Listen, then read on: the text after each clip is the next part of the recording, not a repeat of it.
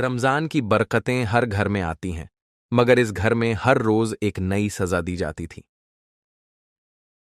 बिना दहेज के आई है, हमारे लिए क्या लाई? रुकैया बीबी के ताने फरजाना के दिल पर नश्तर की तरह चुभ रहे थे। फारूका, जो कभी मोहब्बत के कस्में खाता था, अब अपनी मां के हुक्म पर बीवी को तकलीफ दे रहा था। मगर कब तक? क्या रमजान में की गई ये बेरहमी अल्लाह की अदालत में बिना हिसाब जाएगी, या फिर कोई करिश्मा इस जालिम सास को सबक सिखाएगा? जानने के लिए वीडियो को पूरा देखिए और उससे पहले हमारे चैनल को सब्सक्राइब कर दो। चलो शुरू करते हैं। हल्की ठंडी हवा मदीनाह की गलियों में बह रही थी। आसमान पर चमकते सितारे भी इस खुशी के मौके पर रोशन हो गए थे। आज इस शहर के मशहूर और शरीफ खानदान में निकाह की तकरीब थी। फरजाना का निकाह फारूकहान से हो रहा था, एक नेक, शरीफ और खुददार नौजवान जिसने खुले अल्फाज में ऐलान किया था कि उसे दहेज की कोई जरूरत नहीं। हम बस नेक बीवी चाहते हैं, दौलत और सोने चांदी की कोई चाहत नहीं। निकाह से पहले ही फारूका ने फरजाना के घर वालों को यकीन दिला दिया था। फरजाना के वालिद गरीब थे, मगर इज्जतदार थे। जब फारूका ने दहेज का इनकार किया तो उनके दिल को सुकून मिला। फरजाना भी खुश थी कि उसे एक नेक इंसान का साथ नसीब हुआ है। निकाह की रस्में पूरी हुईं। घर में दुआओं और मुबारकबाद की सदाएं गूंज उठीं। फरजाना की आंखों में उम्मीदें थीं और फारूका के दिल में उसकी हिफाजत करने का वादा।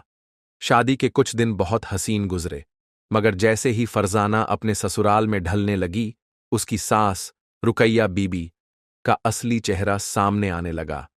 हाय, कैसी बहू लेकर आया मेरा बेटा! न कोई दहेज, न गहने, न ही कीमती कपड़े। ऐसी बेकार लड़की के साथ फारूका का क्या भला होगा? रुकैया बीबी ने अपनी ननद से कहा। धीरे धीरे ये ताने रोजमर्रा की बात बन गईं। तू अपने बाप के घर से क्या लाई? खाली हाथ आई और अब हमारे घर की रानी बनी बैठी है। फरजाना के दिल को ये बातें चीड़ देतीं, मगर वो सब्र करती। फारूका समझदार और शरीफ मर्द था, मगर मां का बहुत फरमाबरदार भी था। रुकैया बीबी ने बड़े प्यार से अपने बेटे के जहन में ये बात बिठानी शुरू कर दी कि तुम्हारी बीवी गरीब है, ये तुम्हारी तरक्की में रुकावट बनेगी। धीरे धीरे फारूका भी मां की बातों में आने लगा। फरजाना जब भी कुछ कहती, सास उसे ताने देती, नौकरों से भी बुरा सलूक करती और घर में उसे सबसे कमतर बना दिया गया। तू कोई हूर नहीं जो मेरा बेटा तुझ पर फिदा हो जाए। अगर तूने मेरे बेटे को काबू में करने की कोशिश की तो अच्छा नहीं होगा। एक दिन जब फारूका घर आया तो रुकैया बीबी ने रोते हुए उसे अपना झूठा दर्द सुनाया। बेटा, ये लड़की हमें जहन्नुम बना रही है। हमारे घर में बरकत खत्म हो गई है। जब से ये आई है कोई खुशी नहीं। अगर इसने दहेज लाया होता तो हम भी शानो शौकत से रहते। फारूका चुपचाप बैठा रहा, मगर उसकी आंखों में शक और गुस्से की परछाइयां थीं।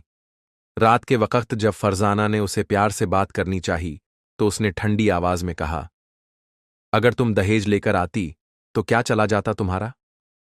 ये सुनते ही फरजाना का दिल बैठ गया। आप भी यही सोचते हैं? मां सही कह रही हैं। हमारी जिंदगी कितनी मुश्किल हो गई है। मेरी अम्मी को हर रोज मोहल्ले की औरतें ताने देती हैं कि उनकी बहू दहेज के बिना आई है। फरजाना के चेहरे का रंग उड़ गया। मुझे यकीन नहीं हो रहा कि आप भी ऐसा सोच सकते हैं। जो सही है वही कह रहा हूं, फारूका ने बेरुखी से कहा और करवट बदल ली। अब रुकैया बीबी की साजिशें खुलकर सामने आने लगीं। फरजाना पर घर का हर बोझ डाल दिया गया। उसे सुबह फज्र से पहले उठना पड़ता, पूरे घर की सफाई करनी पड़ती, खाना बनाना पड़ता और फिर भी हर चीज में नुक्स निकाल दिया जाता।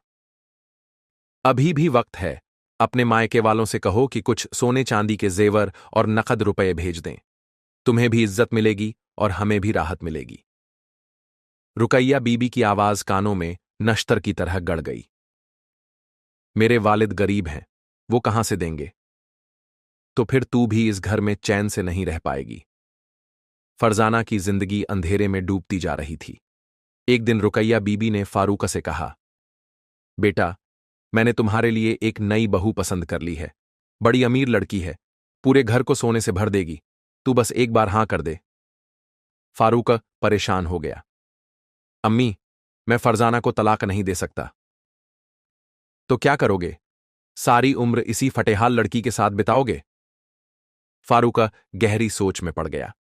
दूसरी तरफ फरजाना को इन साजिशों की भनक लग चुकी थी। या अल्लाह, मेरी मदद कर। उसने रात के अंधेरे में सजदा कर लिया।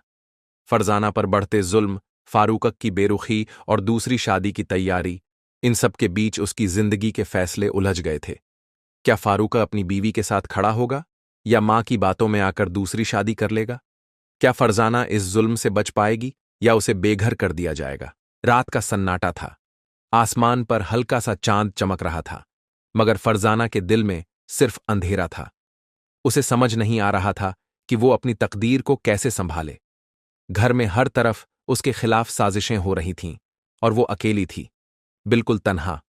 नमाज पढ़ते हुए उसकी आंखों से आंसू गिर रहे थे। सजदे में गिरी, हाथ उठाए हुए वो बस एक ही दुआ कर रही थी, या अल्लाह, मुझे सब्र दे, मुझे हिम्मत दे।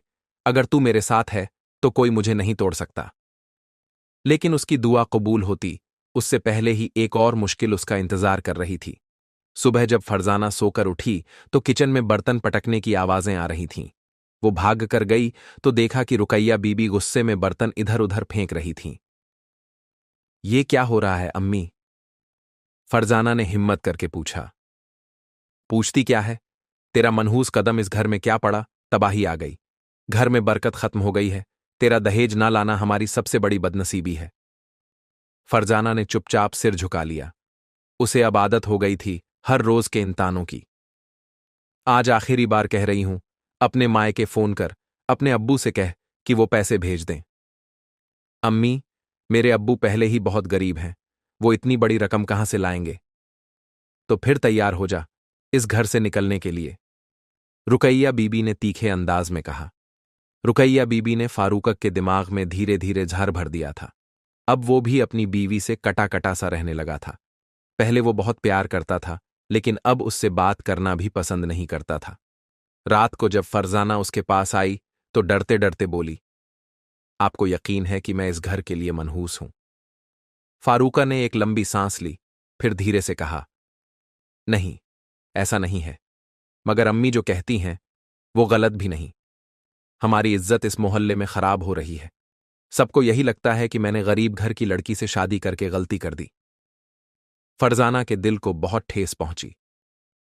अगर आपके लिए इज्जत का मतलब सिर्फ दौलत है तो फिर हमारी शादी का क्या मतलब था? फारूकर ने कोई जवाब नहीं दिया।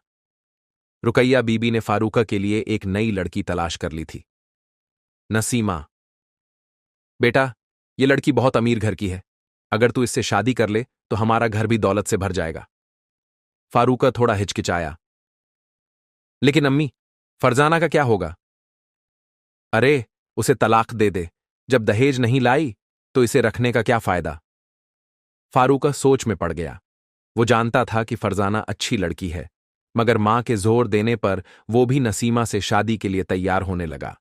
रुकैया बीबी ने अब फरजाना को घर से निकालने की चाल चली। आज से तेरा खाना पीना बंद। जब तक अपने घर वालों से पैसे नहीं मंगवाती तब तक कुछ नहीं मिलेगा। फरजाना अब हर रोज भूखी रहती, मगर सब्र करती।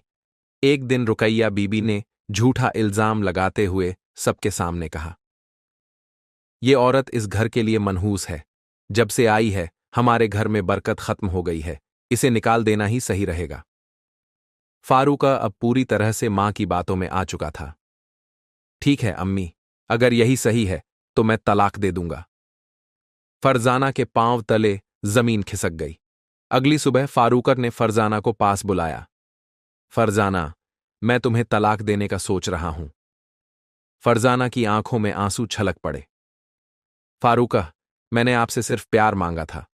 क्या आप भी मुझे इस तरह छोड़ देंगे? फारूका ने नजरें चुरा लीं। रात को जब फरजाना रो रही थी तो घर की नौकरानी जुबैदा उसके पास आई।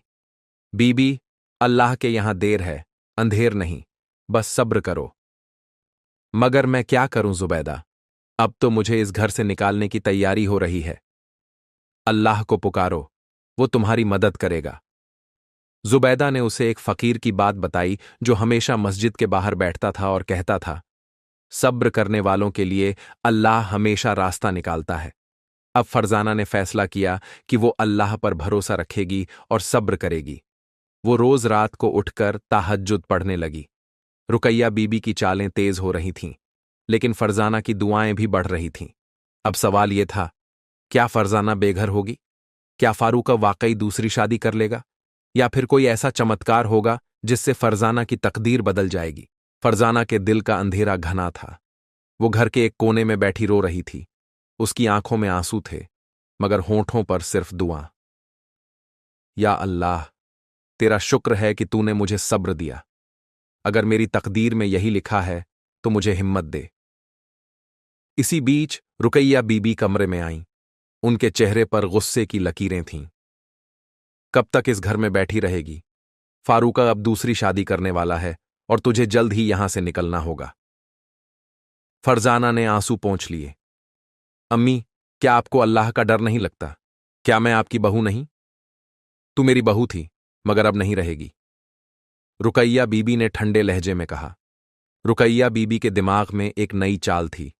उन्होंने फारूक से कहा, बेटा, आज ही इसे तलाक दे दो। ज्यादा देर मत कर, वरना लोग बातें बनाएंगे। फारूका को अब कुछ भी महसूस नहीं हो रहा था। वह पूरी तरह से अपनी मां की बातों में बह चुका था। उसने फरजाना को बुलाया और कहा, फरजाना, मैं अब तुम्हारे साथ नहीं रह सकता। अम्मी सही कहती हैं, तुम इस घर के लिए मनहूस हो। मैं तुम्हें तलाक देना चाहता हूं। फरजाना ने दिल थाम लिया। क्या यह तुम्हारा आखिरी फैसला है? हां। फरजाना के पांव लड़खड़ा गए। उसके लिए यह सब कुछ एक बुरे ख्वाब जैसा था। रात के आखिरी पहर में फरजाना ने रोते हुए तहज्जुद की नमाज पढ़ी। या अल्लाह, अगर मेरा कोई कसूर है तो मुझे माफ कर दे, लेकिन अगर मैं बेगुनाह हूं तो मुझे इंसाफ दिला। उसी रात फारूका ने एक अजीब ख्वाब देखा। वह देख रहा था कि एक अंधेरी कब्र में पड़ा हुआ है। उसके चारों तरफ आग की लपटें उठ रही हैं और वह दर्द से चिल्ला रहा है।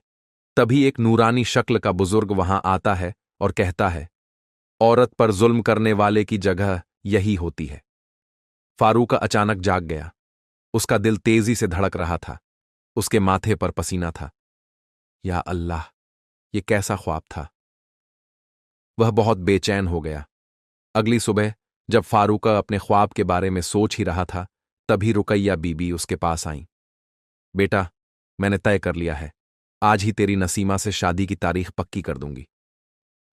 फारूका अभी भी अपने ख्वाब से डरा हुआ था। उसने मां से कहा, अम्मी, क्या हमने कुछ गलत नहीं किया?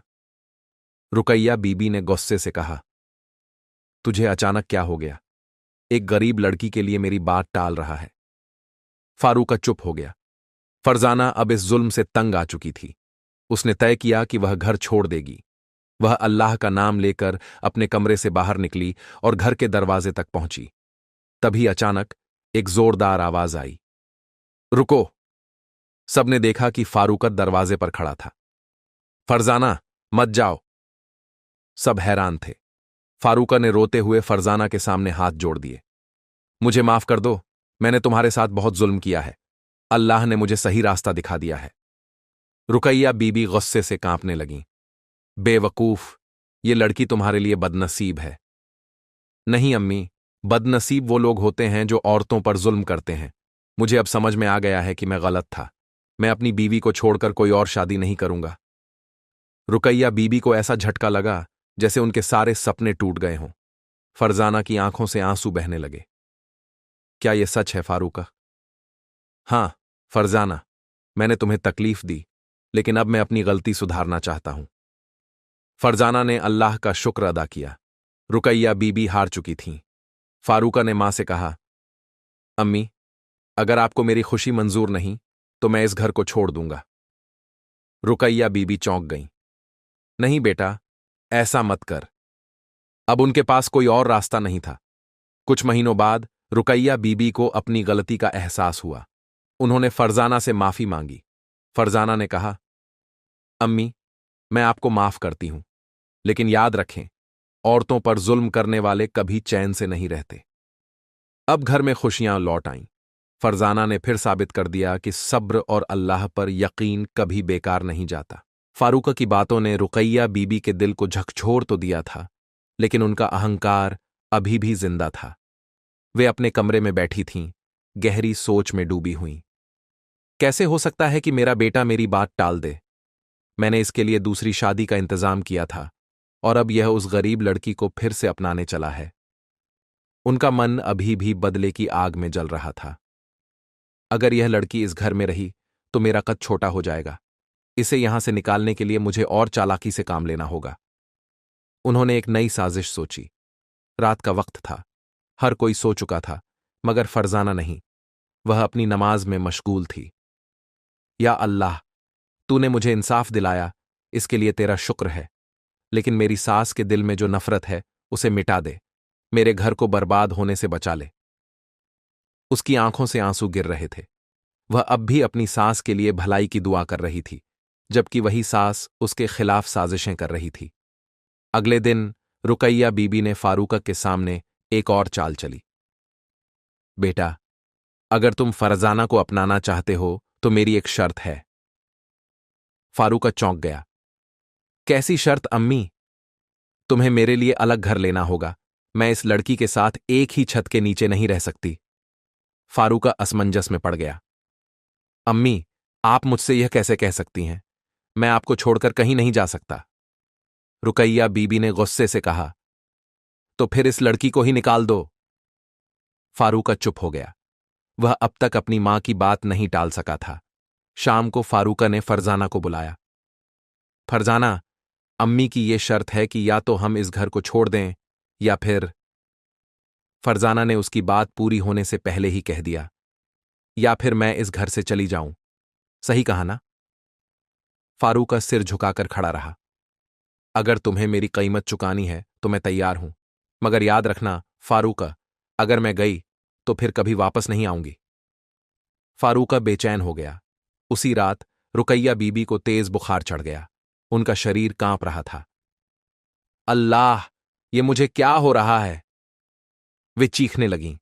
उनके चेहरे पर डर था। फरजाना दौड़कर आई और उनके सिर पर पानी रखा। अम्मी, मैं डॉक्टर को बुलाती हूं। रुकैया बीबी ने उसका हाथ पकड़ लिया। नहीं, तू कहीं मत जा। फरजाना ने हैरानी से देखा। अम्मी, आपको मेरी परवाह हो रही है? रुकैया बीबी की आंखों से आंसू गिर पड़े। हां बेटी, मैं गलत थी। मैंने तुझ पर बहुत जुल्म किया।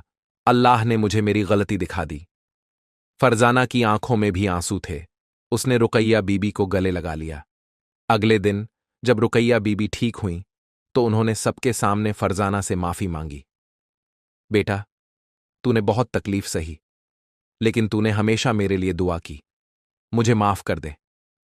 फरजाना रोते हुए बोली, अम्मी, मैंने कभी आपके लिए बुरा नहीं चाहा। मैं आपको दिल से माफ करती हूं। घर में एक नई रोशनी आई थी। अब नफरत की जगह मोहब्बत थी, और रुकैया बीबी भी फरजाना को अपनी बेटी मानने लगी थी। फरजाना के सब्र ने उसे जीत दिलाई। कुछ महीनों बाद अल्लाह ने उन्हें एक बेटे की खुशी दी। अब रुकैया बीबी फरजाना को अपनी असली बेटी की तरह चाहने लगी थीं। फारूका ने भी सबक सीख लिया था कि मां की इज्जत जरूरी है, मगर बीवी पर जुल्म करके नहीं। फरजाना की गोद में एक नन्हा फूल मुस्कुरा रहा था। उसकी आंखों से खुशी के आंसू बह रहे थे। फारूका अपने बेटे को गोद में उठाकर प्यार कर रहा था। रुकैया बीबी, जो कभी फरजाना से नफरत करती थीं, अब उसके पास बैठी थीं और उसका सिर सहला रही थीं। बेटा, मैंने तुझ पर जो जुल्म किए, उनका अजाब मुझे मिल गया था, मगर तूने फिर भी मुझे माफ कर दिया। अब मैं अपने पोते की परवरिश खुद करूंगी। फरजाना ने उनकी ओर देखा और दिल से दुआ दी। अम्मी, अल्लाह आपको सेहत और लंबी उम्र दे। मैं तो हमेशा यही चाहती थी कि आप मुझे अपनी बेटी माने। अब घर में सुकून था। हर कोना मोहब्बत से रोशन हो गया था। एक दिन पड़ोस की कुछ औरतें घर आईं।